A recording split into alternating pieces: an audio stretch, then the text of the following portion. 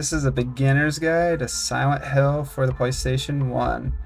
So this isn't a walkthrough or even like a game review or anything, but this is just like a helpful guide for if you're like a first time player playing this game, or like if you've never played it in ages. This is just kind of like, what do I need to know before I play this game? First things first, it's really hard to even find a physical disc. Good luck with that. Really, you're gonna have to pay over like $100, so I don't recommend doing that. There's like an HD collection, but it doesn't include Silent Hill. It's just the second and third game, so that's also a no-go. Your best bet, just emulate it. Dock Station, PS1 emulator, and just call it a day. Controller.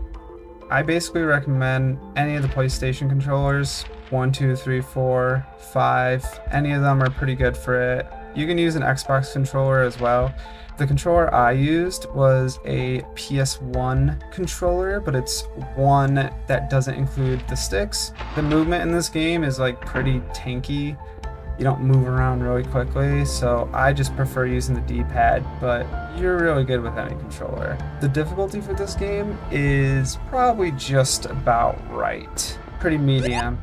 It ain't too hard, it ain't easy. There's a few times I died, but for the most part, the game's pretty simple, pretty straightforward, except for the puzzles. That's what the hard part is, and we'll get to that later.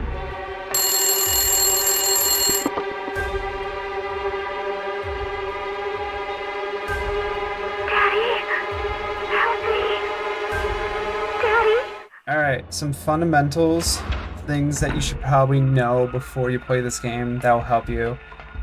Is first off, create multiple save files and multiple save states, especially if you're on an emulator. In the very first part of the game, save the game, because if you don't and you die, like I did, you have to restart the whole game over again. The main point of the game is you're moving from like point A to point B, although it's never a straight shot, and then you're using items to basically unlock doors, to move the story, and you have these puzzles, and occasionally you have combat, but it's pretty much you're going from point A to point B and trying to figure out how to get there. And so that's the big thing, is check your environment and literally click everything you see. Items do not sparkle, they're not going to be super obvious, and so there are going to be times where you're going to miss multiple items that are just like sitting on a shelf somewhere. While you're watching me play here, you're probably gonna notice there's times where I just straight up miss stuff. This guy stinks! Another thing is always find the map and use the map.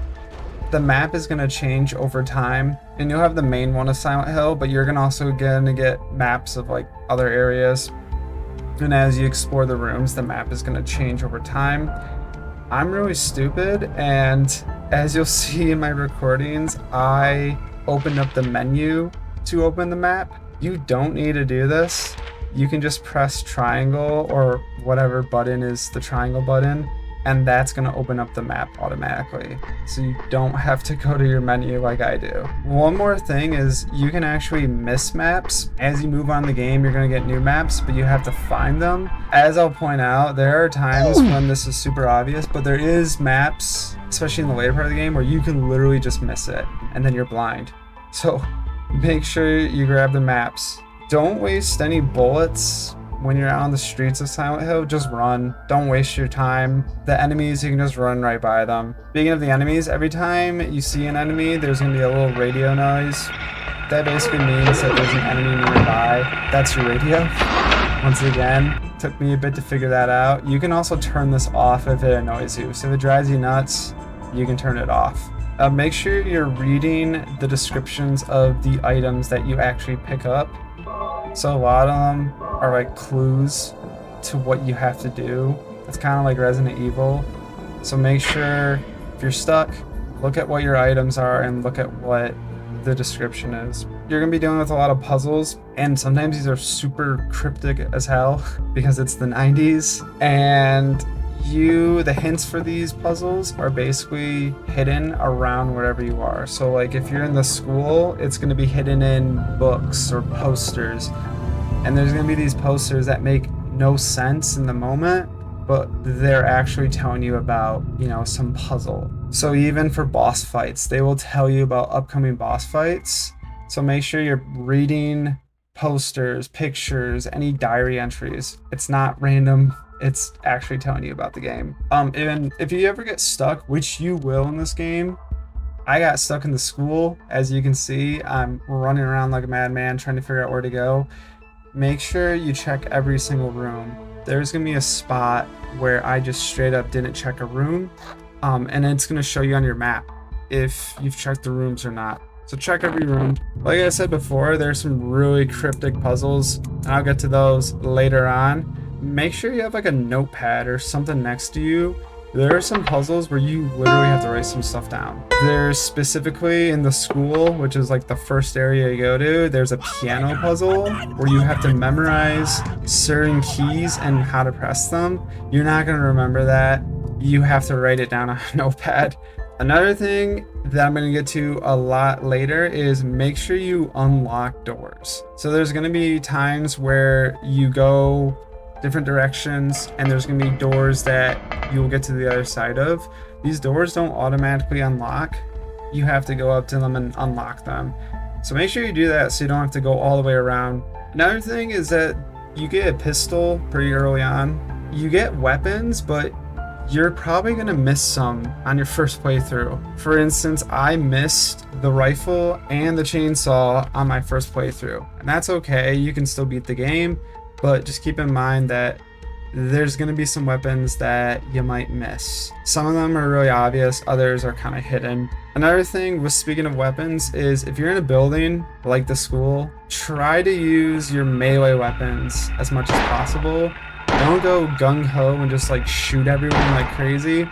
These enemies don't take like 2 bullets, they take multiple shots. It's kind of like Resident Evil, and the game will give you like 100 bullets, but you can blow through those pretty quickly. So just take out a wrench or a crowbar or whatever it gives you, and do that for like the really slow guys. My God, look at him go! He's possessed! 3 shots to the skull! Good God! Good God! That's it, he's dead! Look out! Look out! Look out! No! There are also multiple endings in this game, but you're not gonna know really which ending you're gonna get until you get to the end of the game.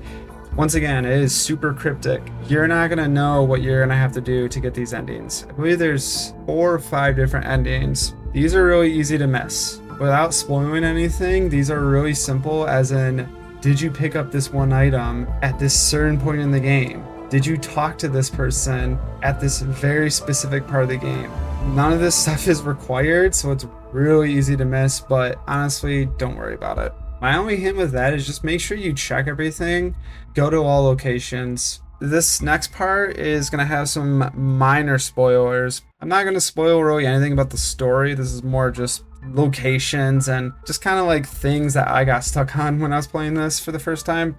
When you are in the hospital the second time, so you're gonna go to the hospital and do some stuff there, but you're gonna go back there eventually, there is going to be a point where there's gonna be a door, and there's gonna be a key in the door, and it's gonna be like, well, I'm gonna just grab this key. Make sure you save before you do it, because you're gonna see what happens when you grab the key. If you do not save the game, you will probably lose an hour of progress. I lost about 15-20 minutes. So make sure you save before you reach that door. You will know what I mean when you reach it. The other thing is, when you also get to the hospital in the second time later in the game, there's going to be this generator that you have to start up. Make sure before you start the generator, there's these double doors that you have to unlock. And this is what I went to earlier.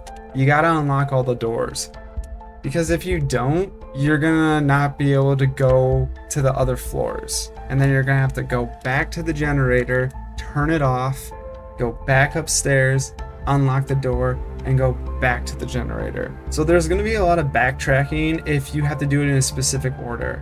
So that's just one thing to keep in mind. And as far as everything else, there really isn't any specific way to play the game. And as far as spoilers, I would say don't look up anything about the story if you've never played it before. If you do die, things are pretty straightforward.